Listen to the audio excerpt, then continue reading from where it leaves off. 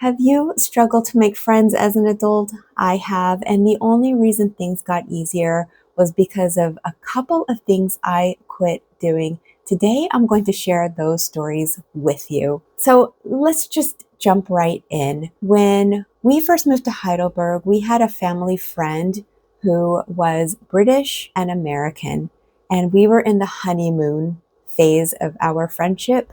And by the way, as I was thinking about making this video, I realized that friendships have a lot in common with romantic relationships. There's a honeymoon phase, a breakup phase. If it doesn't work out, you obsess over what went wrong. But anyway, back to this family friend of ours. We decided to invite them over for dinner because they invited us once and it was nice. We went over for New Year's, and our kids are a couple of years younger than their kids. We are not like the type of family to stay up past midnight, and we don't want the next day to be like a huge mess for them. 15 minutes, 20 minutes after midnight, we were like, woohoo, it's New Year's, woo, yay. Me and my husband looked at each other, we're like, we should go. Yeah, we should go now.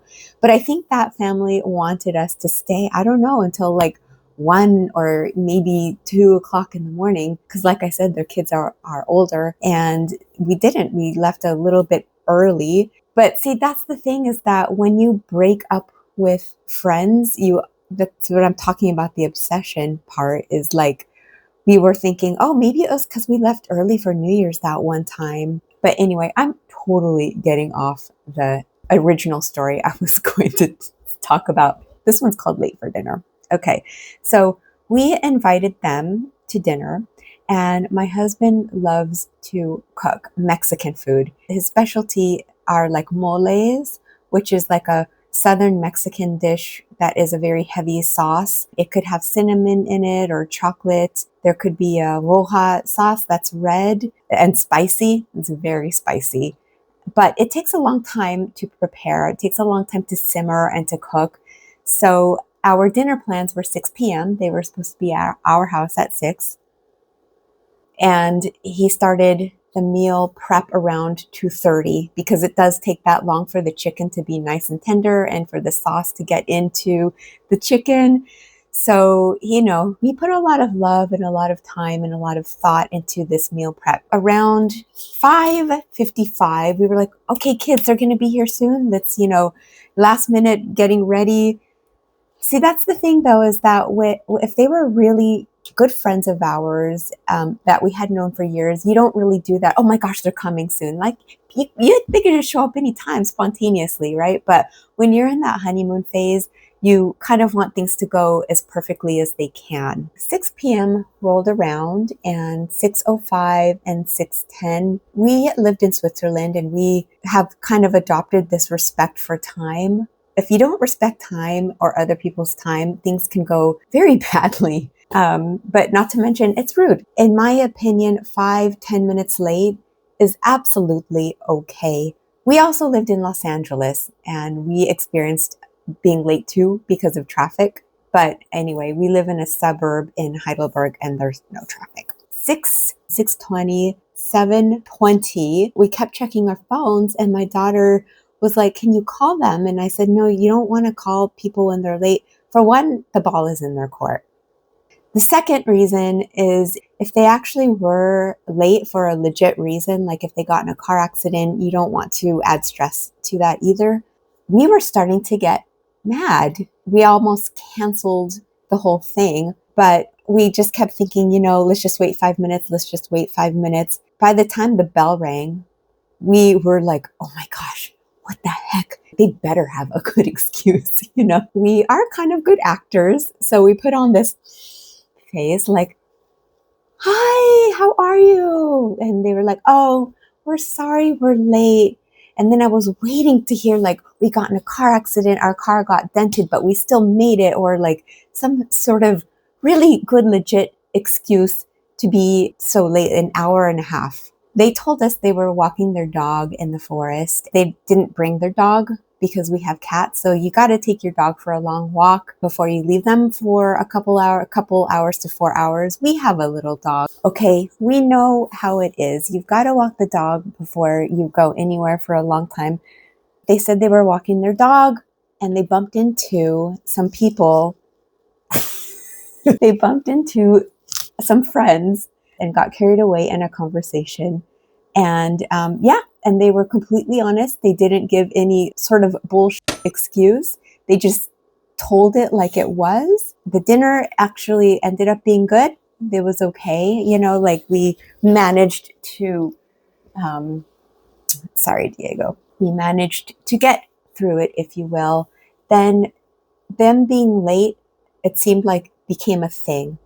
They were late to many different things after that, and that was just their style. We just kind of drifted slowly from that family because we realized where we were on their list. The second story, if I were to give it a name, would be called Sample Test. I'll tell you why.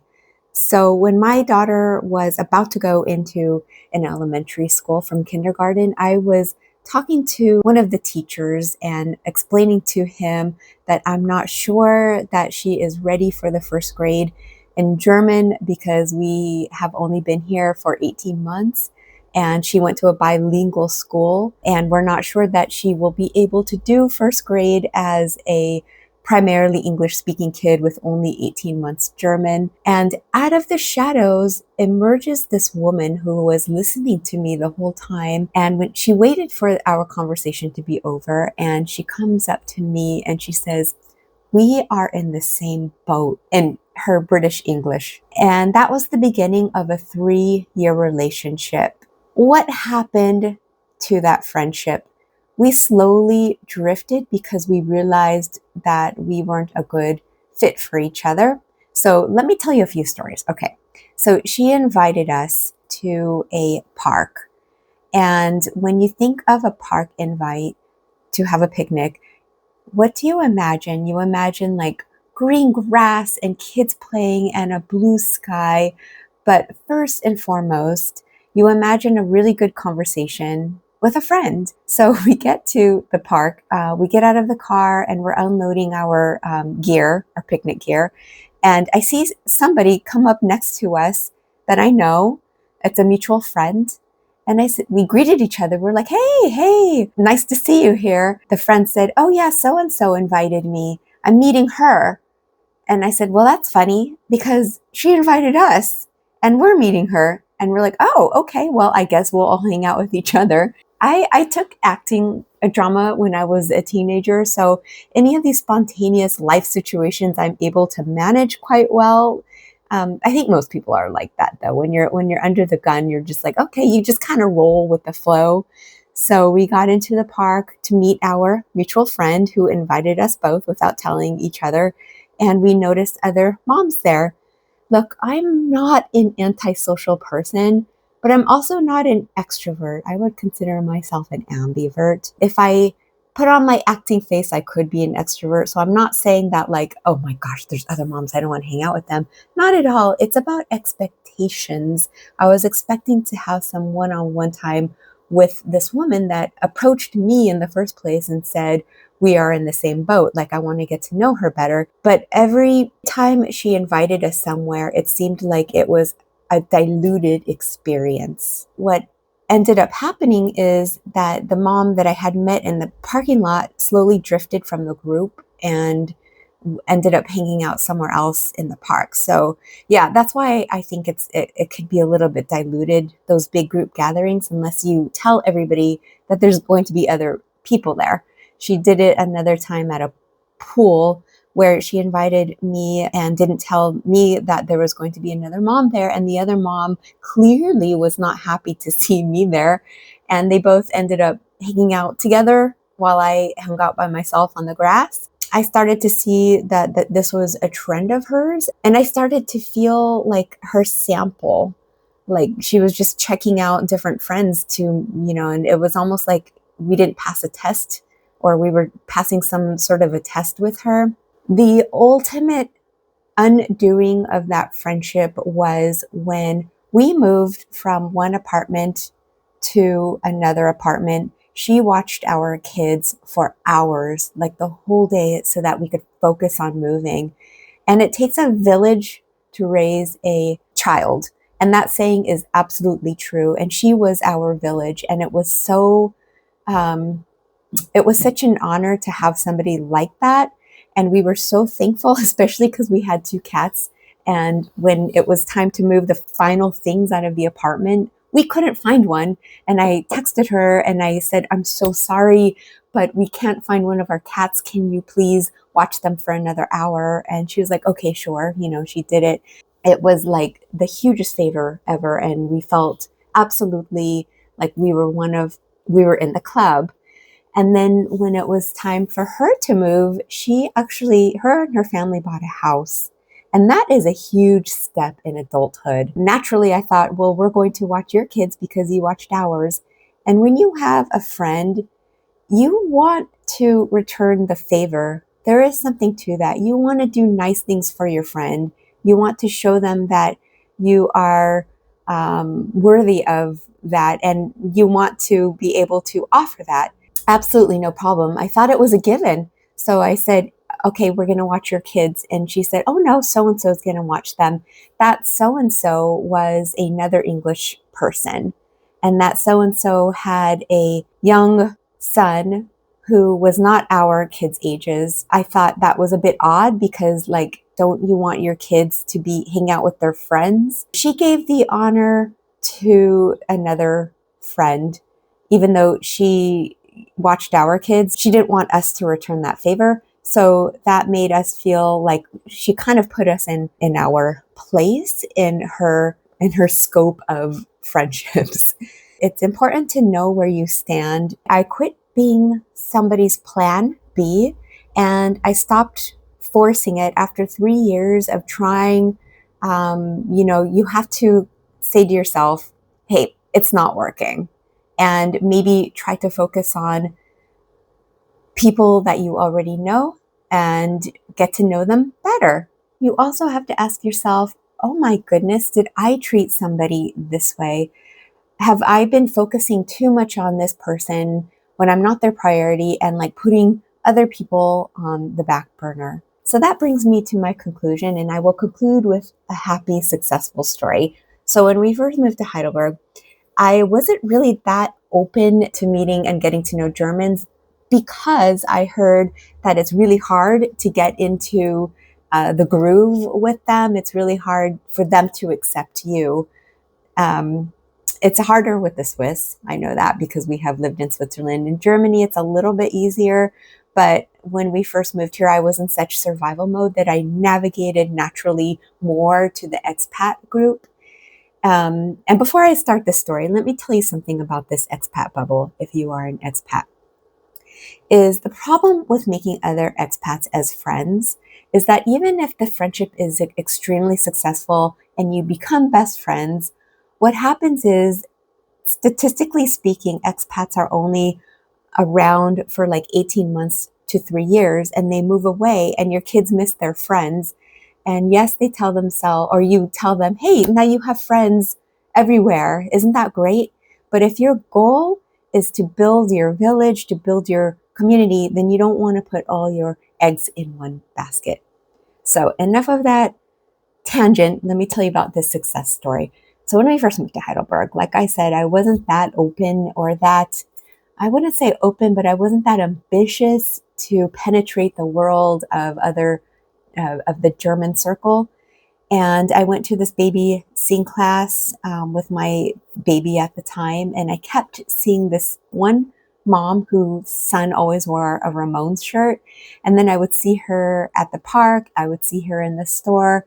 And we would greet each other nicely, but we never had like a deep conversation until one day we were at a park and I thought to myself, okay, I keep seeing this lady everywhere. I'm going to maybe ask her a question and like go a little further. So I love the Ramones. They were my first concert when I was 13. That goes to show how old I am because Joy Ramone is dead by now.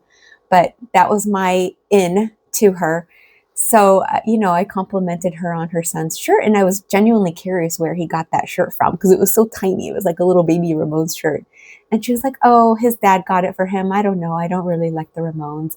And I could have said, "Oh, okay," and then moved on with my day, but I didn't. And I just kept talking to her and struggling kind of because my German back then was probably like A2, B1. And she said to me, "Hey, we could speak in English. I speak fluent English." And I said, "Hey, why don't we do like a back and forth?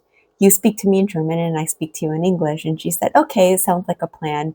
To make a long story short, 8 years later, our kids are still very good friends. They don't go to the same school anymore because we moved away from the Altstadt, but we both make a concerted effort to stay in each other's lives. And that friendship happened extremely naturally and with intention. And there was nothing forced, and nobody was anybody's plan B. Sorry, I teared up a little bit there. I guess one of my main takeaways too is that it is quality versus quantity. Stop counting. Focus on the friendships that you know have come naturally, that nobody's putting you as plan B and you're not forcing it, or you are not putting somebody as a plan B. Cherish the friends that you already have and be open to new friendships. Okay, one more story if you have the time. I was at a bus stop going to work, and when I'm about to go to work, I am very business mode. Like I don't really want to talk to anybody. I guess I would say I'm a very introverted in those cases. And I was waiting at the bus stop, and I felt somebody come a little too close to me. And I'm like, "What? Who is this person?" And she was like, "Hey, do I know you?" Like she was trying to peer into my face. And I wanted to be like, "Oh God, please don't talk to me." But of course I can't say that. So I said, "I don't know. You don't look familiar to me." And she's like, "Oh, our kids used to go to kindergarten together. Don't you remember?" And I was like, "Oh, is your husband Irish? I used to see him pick up your son." And she's like, "Yeah, that's him." And I said, "Oh, okay." And the bus came and we got on the bus and we ended up having the best conversation. I don't even remember what it was about, but she made me laugh and I made her laugh. It got to the point where she missed her stop and she was like, "Oh crap, I missed my stop." And she got up to the doors. I was still sitting and we couldn't continue our conversation. So it was a little bit awkward. Like we kept looking at each other, like laughing that she missed her stop. And then finally, she hopped off. It turns out she was my neighbor and they own a restaurant in town. And she's one of the coolest freaking, not only moms that I know, but she's one of the coolest people I have ever met. So, in conclusion, be open to other friendships. That day, my energy, my aura must have been like, don't talk to me, but she didn't care. She penetrated that aura anyway. It takes time. Building friendships as an adult is hard. But with like anything in life, like I said in my last video, if you have motivation and you are open to new friendships, it will happen. Another thing I would say as a final thought is let it go if you know it's not working out. The friends that I mentioned earlier, we're all adults, right? We know that it wasn't working out. So let go of the ones you know aren't working out. Maybe they have found their tribe, but by letting them go and letting them find their right people, we were able to find our right people. It takes time and effort to make a few really good friends. Hey, if you like this video, let me know you're out there. You know what to do. Until next time, thank you for watching.